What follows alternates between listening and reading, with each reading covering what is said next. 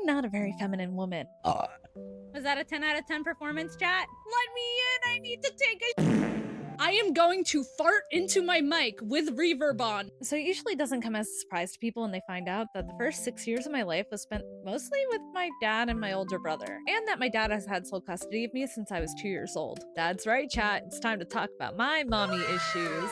Back in the 90s, when my mom and dad were still together, my mom wasn't really into this whole, parenting thing. Instead of being home with my older brother and I, she just went out partying every night and drinking, while my dad stayed home and took care of us. One day, my dad's best friend sat him down and said, maybe we should go see what she's doing. It's not normal for moms to, be out every night and not come home until the next day.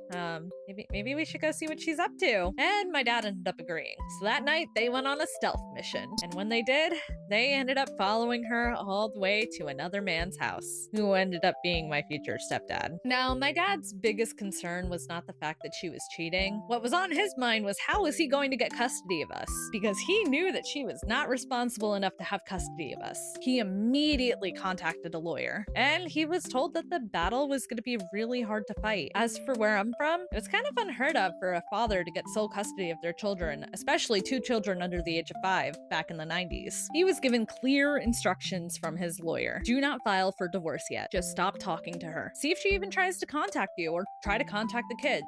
Keep track of everything. See if she sends any birthday cards or birthday presents, if she visits for Christmas, or if she just ghosts and never talks to us again. If she does not try to contact you for a year, you might actually have a shot at getting custody of your kids. So my dad did exactly that. My mom moved out and moved in with my stepdad, and then didn't even bother trying to contact us for an entire year. So he filed for divorce. Her response?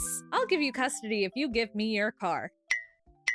My dad was shocked, but he immediately agreed, because at the end of the day, that's all he wanted was custody of us. He didn't even want child support or anything like that. The custody hearing in court came, and my mother didn't even bother showing up, but her sister did. The judge essentially said to my dad that if my mother doesn't even want to show up to the court hearing, he doesn't see a reason to give her any rights, and that it was up to my dad what he wanted to do. Originally, my dad was just gonna give her no rights and just, take us and go. But then my aunt talked to him and said, "Are you sure that you don't want your children to grow up knowing who their mother is?